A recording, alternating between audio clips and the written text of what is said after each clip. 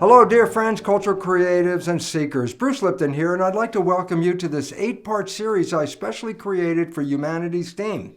I gave it this very interesting name called Notes on Your Visit in Heaven. Now, that might sound kind of weird, but guess what? Through the 8 parts that we're going to be talking about science and consciousness, all of this will come out in the end. Might be a very cosmic joke. The whole idea that we believe that we die and go to heaven. Consider this possibility. What if we're born into heaven and that this is where we came to create? Now, I am a scientist by trade, and as you well know, of course, the author of the best-selling book, Biology of Belief. The question is, number one, how did I even become a scientist? Well, it actually roots way back to my childhood. And back in that time period, I was listening to the words of all those distinguished people in my family and my community that were giving me words of wisdom. And in that group, there were spiritual people and there were people who were more scientifically oriented. Now, what was really interesting is while the spiritual people gave me a wonderful story about living so well on the earth and living in harmony with God and nature, the words sounded good, but even in my young eyes, I could see that their lives never really matched the story they were telling me. Now, in contrast, when I'd hear something from science, what was interesting is those people would tell me something about a scientific fact. And what was interesting about that? That fact was true on this side of the earth, the other side of the earth, and everywhere. And all of a sudden I started to see that spirituality had nice ideas and suggestions, but science was based on fact and truth.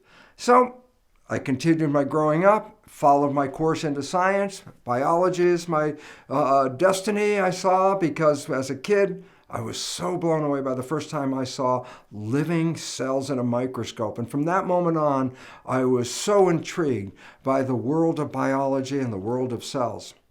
I became a cell biologist, and in the process learned the conventional academia, the conventional curriculum. Why? Well, partly because that science was shaping the research I was doing, and partly because as a teacher, I had to provide the students with a current understanding of the world of science.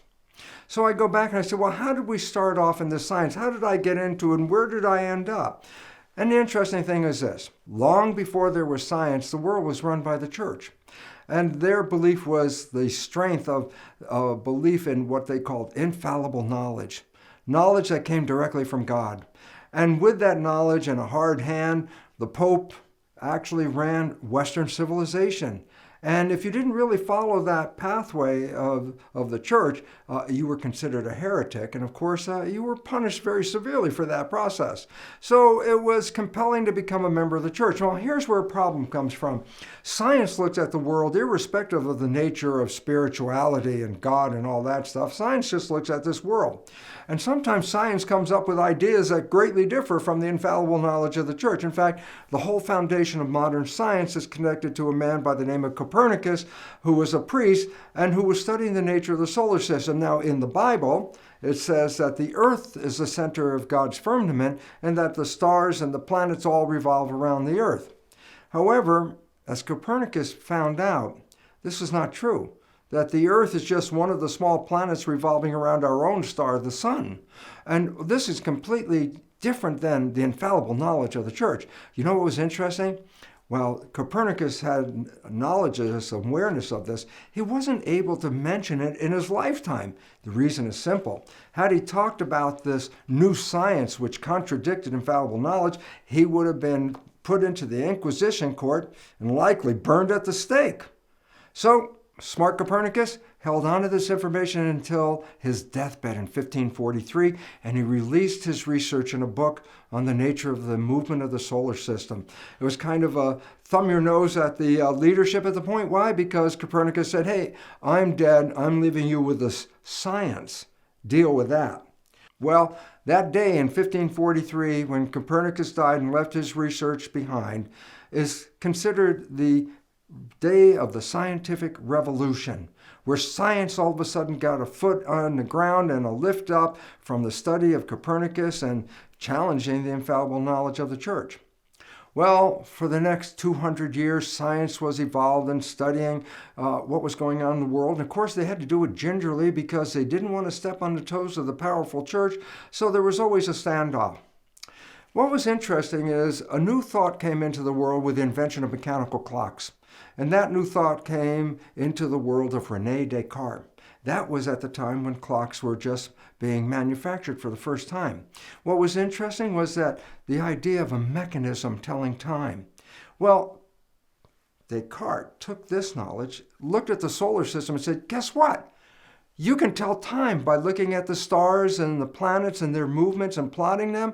And it got the idea that maybe the solar system is a mechanism, a celestial mechanism like a giant clock. And maybe it isn't the whole Holy Spirit, God, and all that invisible forces offered by the church. Maybe the universe is just a mechanical clock. Not that God didn't create it, but once God created it, it wasn't necessary for God to be in it anymore. And so the relevance is very important. And the importance is this. Isaac Newton took René Descartes' idea and said, let me see if I can scientifically testify that the idea that the solar system is a mechanism. Well, interesting enough, he wanted to study the movement of the planets around the sun. And while that is an interesting idea and led to physics, most people don't even realize, even to get that far, Newton had to invent calculus. What do you think of that as a small little side project on the way to understanding the nature of physics? He created calculus. Well, what did he do with this calculus equation? Well, he put the characteristics that we could observe about the planets, how big they are, the mass of the planets, how fast they're moving in their orbit, and the trajectory of their orbits. These are physical data about the planets in space. Well, when he took that physical data, put it into his equations using calculus, guess what? He was able to accurately predict the movements of the universe. Now, an emphasis right here is prediction, and we'll talk about this again. And I say, why is it relevant? Science is based on prediction. Point. If you can understand something, you can predict how it's going to work out. Well, the idea is he understood the nature of the planetary movements because he was able to accurately predict those movements. And I go, wow, then he understood a mechanism. I go, yes, he did. But more importantly is this. In his equations, Isaac Newton did not put God, spirit, or invisible forces. He said you can understand the mechanism of the universe by just looking at the physical realm. And this is the foundation of what has later become called classical physics or Newtonian physics. And I say, well, what is it? And here's the principle. Isaac Newton recognized that the universe has two realms, an invisible realm and a mechanical realm. Other people recognize this, but Isaac Newton made a separation. He said that whatever is in the physical realm is influenced by physical things, and whatever is in the energetic realm is influenced by the invisible forces. And why this becomes relevant is if you're going to understand the nature of biology, then you're going to have to understand that a human body is a physical element, and in a Newtonian universe, a human body can only be affected by physical things. So in understanding this, Isaac Newton came to the simple conclusion. The universe is a machine, and it's made out of matter.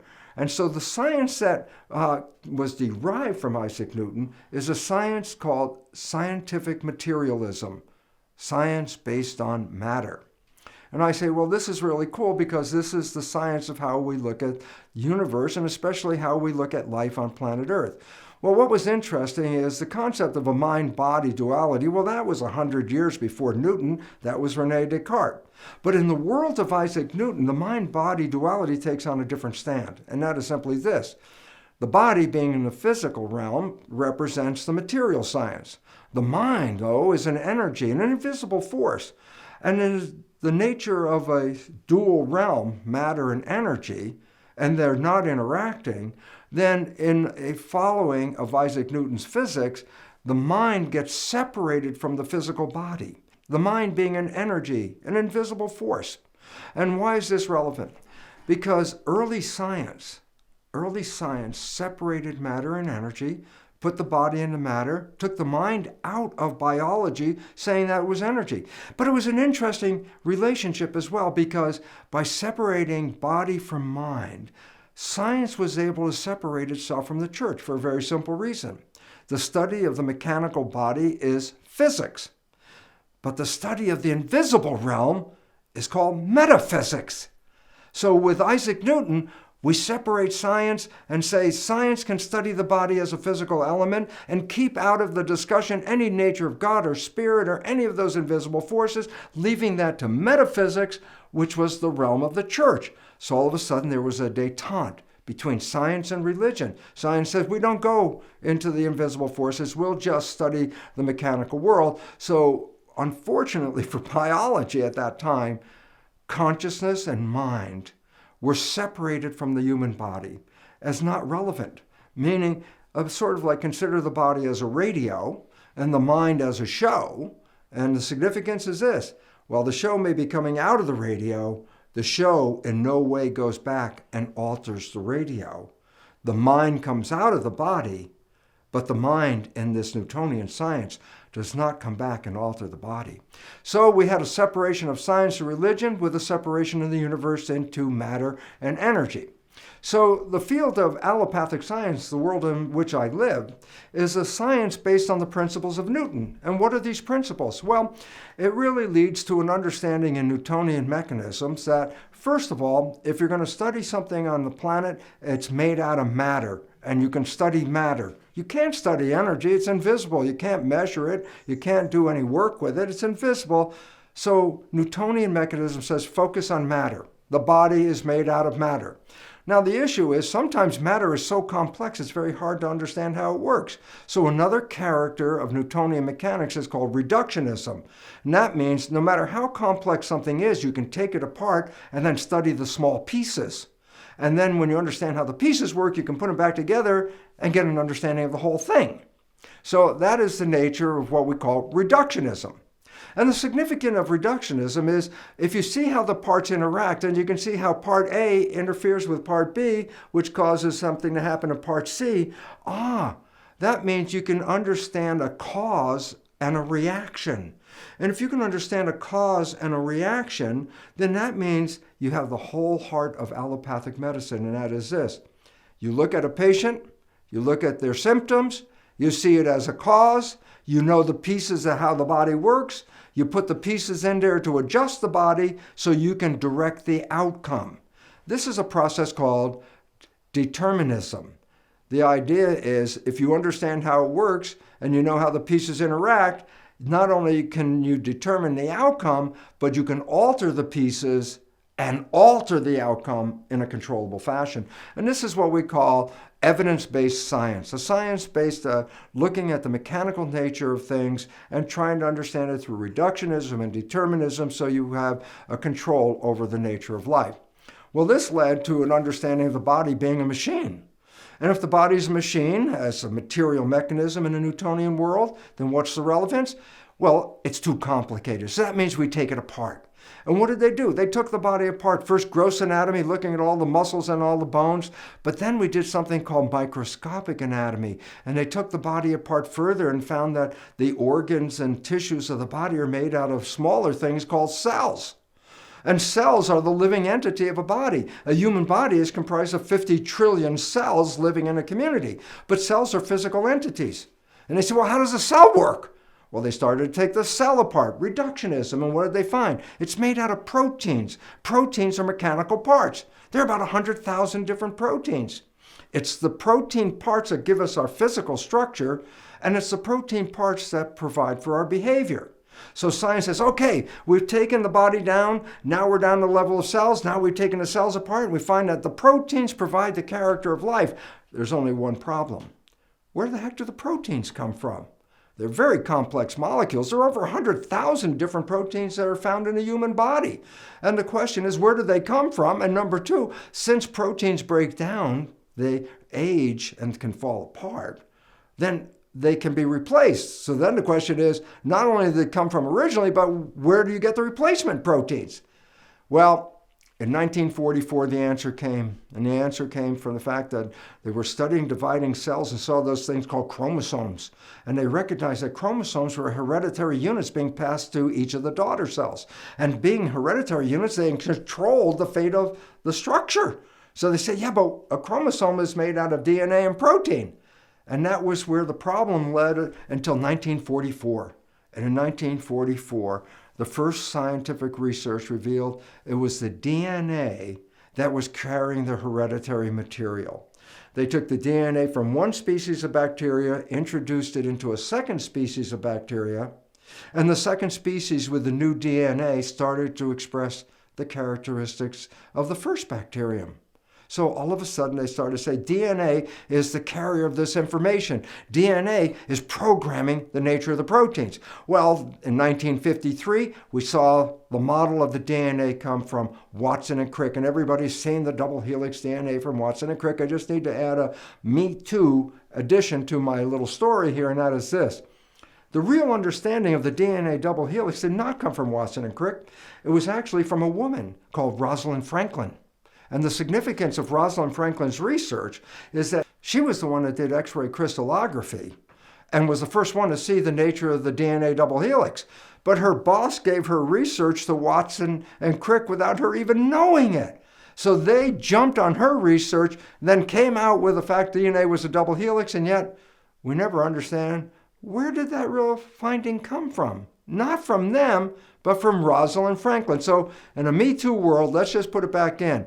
The DNA double helix is a story from Rosalind Franklin, Jim Watson, and Francis Crick. And now we know that DNA is a blueprint to make the proteins of the body. Well, the next question is, following the control, proteins give us the characteristics, DNA shape the proteins. The next question, of course, is, where does the DNA controlled by? Who's controlling DNA? Well, there was an experiment that was done that changed the whole direction of science, and that was this. They took a DNA, which is a double helix. They separated the helices so they end up with a single helix of DNA, but they take that single helix of DNA and stick it into a beaker of building blocks, the molecular building blocks of DNA molecules. And so they stick in a single helix, incubate it, but when they pull it out, there's a double helix. And all of a sudden they said, oh my God, DNA controls its own reproduction. And the point is then the search for how life is controlled stopped at that moment. It said life is made of cells. Cells are made of protein molecules. DNA makes the protein molecules, and DNA makes itself. And all of a sudden, the conclusion of science. And the conclusion of science is simply this, that what we now know is that the genes made out of DNA in the nucleus of the cell are controlling the fate of the cell and its structure and its behavior, which in turn means the genes control our biology, our structure, and our behavior. Science, by 1953, 58, had come to a conclusion. It said that biology is based on the cells, that all organisms are made out of cells, that the character of the cells is determined by the protein, and that the protein is determined by the blueprints called DNA, which happen to be self-actualizing. What does that mean? It means the belief that genes turn on and off and control their own behavior. And all of a sudden I say, well, why is that relevant? And the answer is this. In the world of allopathic medicine, we find that cells are the structure, but the source of behavior is represented in the nucleus of the cell, where there are molecules called DNA which represent genes. That the genes are the blueprints that self-actualize, turn on and off, and in the process create the proteins that give us our physical character and our behavior. The relevance? Then the control of life is from the inside of the cell. It's due to those DNA molecules. And I say, well, all of a sudden, then I say, yes, genes control our biology. Well, that's what the conclusion is. And I say, but what are we teaching when we teach people that genes control their life? What we're teaching them is this, that they're victims of their heredity. I mean, think about it. As far as we know, we didn't pick the genes we came with. And if you don't like your characteristics, you can't change the genes. And as far as we've been told, the genes turn on and off on their own, and we don't control them. I say, well, what does that really mean to us as humans? And that we are victims of our heredity. You have cancer running in your family, then you likely have a gene that's going to unfold and give you cancer. You have Alzheimer's, well, you might anticipate that, or cardiovascular disease. And what we see is that our biology is not in our control. We have been programmed to believe that we are the victims of a genetic blueprint. And those blueprints control who we are. And as a result, we look at ourselves and say we are powerless in controlling our health because it's not up to us. We need to have the experts come in and help us with our genes and our cells. And lo and behold comes the pharmaceutical industry with physical mechanical drugs to fix our physical mechanical bodies. As we are the victims, then we must buy these drugs and give our power of healing over to the mechanics that take care of our lives, called the physicians. Now, on a personal level, I remember how this affected me. I was teaching in the Caribbean at a medical school, and while teaching in the Caribbean, I had a motorcycle which I used to take back and forth from my beautiful home on the coast to the medical school every day. And one day on riding back home, I was just toying with the idea of reality, saying, God, in the U.S., there are speed limits all over the place, and you have to conform to the speed limits. And I realized on this island, there are no speed limits. And in my amusement over thinking about that, I said, well, then I can go any speed I want.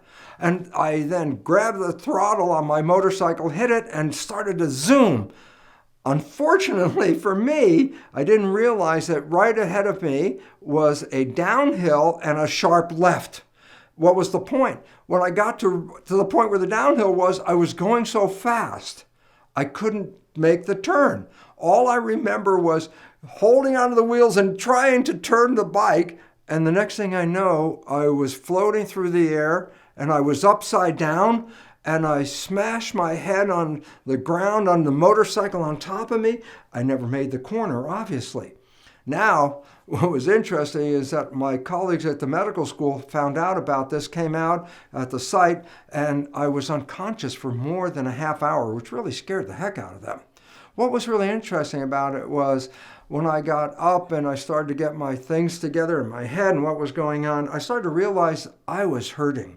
I was doubled over in pain. I couldn't stand up straight. My arms were all crooked, just trying to keep the pain from overwhelming me. And I said, well, why is this relevant? And I said, well, I have all my medical doctors around me, all of my colleagues. And they all look at me and I said, well, what can I do? And they offered me a handful of pain pills. And they said, this is what you can have, pain pills.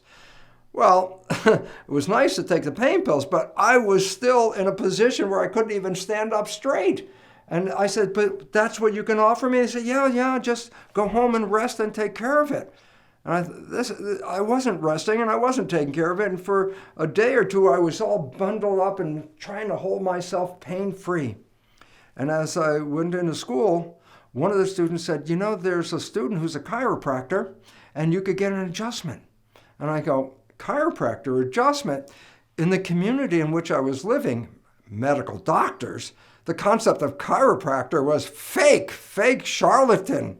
And I go, hey, I got nothing left to lose. I can't even stand up. So I thought, okay, I went and saw the student in his dorm room where he had an adjusting table.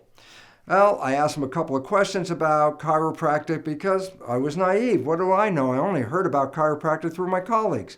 And after he gave me some information about it, I said, okay, I'll get on the table. I got on the table and he went up and down my spine and he did some adjustments. You know what was amazing? I got off that table and I was standing up straight. I was standing up straight without the pain. There are complementary healers out there of all different kinds, and I was told that they were all charlatans and fakes. And yet, my personal experience revealed no, I could change. But I had to get out of the limitation. I was a victim and I couldn't go any further. Well, that applies to me in my motorcycle accident, but if you're out there with a chronic illness and you have been programmed to believe that that chronic illness is out of your control, let me assure you something. This is not a fact of science. That you are very powerful and you're a very powerful creator, creating the conditions of your life. As we go through the next 7 chapters, we will focus on how you can have that creativity and how you can use this creativity because you are more powerful than anyone has let you know. You are indeed a creator of your life. And if you don't like what's going on in your life, guess what? You are powerful enough to change everything from your physical characteristics to your behavioral characteristics. The only thing that limits you is your belief in limitation. But let's try and undo that. We got 7 more chapters where we can create a new vision of life for you.